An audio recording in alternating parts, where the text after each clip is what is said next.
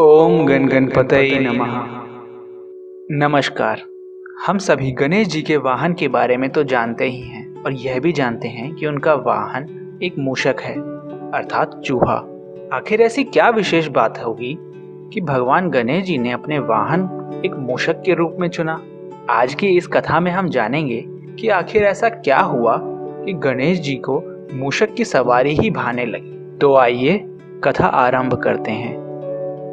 वक्रतुंड महाकाय सूर्यकोटि समप्रभा निर्विघ्न कुरु मै देव सर्वकार्येषु सर्वदा। एक बार भयानक असुरों का राजा गजमुख चारों तरफ आतंक मचाए हुए था। वह सभी लोकों में धनवान और शक्तिशाली बनना चाहता था। वह साथ ही सभी देवी देवताओं को अपने वश में भी करना चाहता था। वह इस वरदान को पाने के लिए भगवान शिवजी जी की भी तपस्या करता रहता था। शिवजी से वरदान पाने के लिए वह अपना राज्य छोड़कर जंगल में रहने लगा और बिना भोजन पानी के ही दिन रात तपस्या में लीन रहने लगा। कुछ सालों बाद शिवजी उसकी तपस्या से प्रसन्न हुए और सामने आए।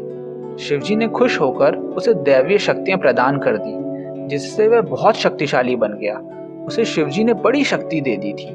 भोलेनाथ ने उस असुर को वह शक्ति दी जिसमें वह किसी भी शस्त्र से ना मारा जा सकता था।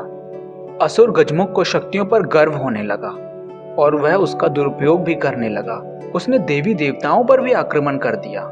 सिर्फ भोलेनाथ, विष्णु, ब्रह्मा और गणेश ही उसके आतंक से बचे रह सकते थे। गजमुख चाहता था कि सभी देवी देवता उसकी पूजा करने लगे। इससे परेशान होकर सभी देवगण शिवजी, विष्णु और ब्रह्मा की शरण में पहुंचे। शिवजी ने गणेश जी को असुर गजमुख को रोकने के लिए भेजा। गजमुख नहीं माना और गणेश जी को गजमुख के साथ युद्ध करना पड़ा। इस युद्ध में गजमुख बुरी तरह से घायल हो गया, लेकिन वह तब भी नहीं माना। देखते ही देखते उस राक्षस ने अपने आप को एक मूषक के रूप में बदल लिया और गणेश जी की ओर हमला करने के लिए दौड़ा। जैसे ही वह गणेश जी के पास आया, गणेश जी कूदकर उसके ऊपर बैठ गए और गणेश जी ने गजमुख को जीवन भर के लिए मूषक के रूप में ही बदल दिया। फिर जब गजमुख ने अपने सभी अपराधों के लिए भगवान गणेश जी से क्षमा मांगी तो उन्होंने उसे क्षमा कर दिया और अपने वाहन के रूप में जीवन भर के लिए रख लिया।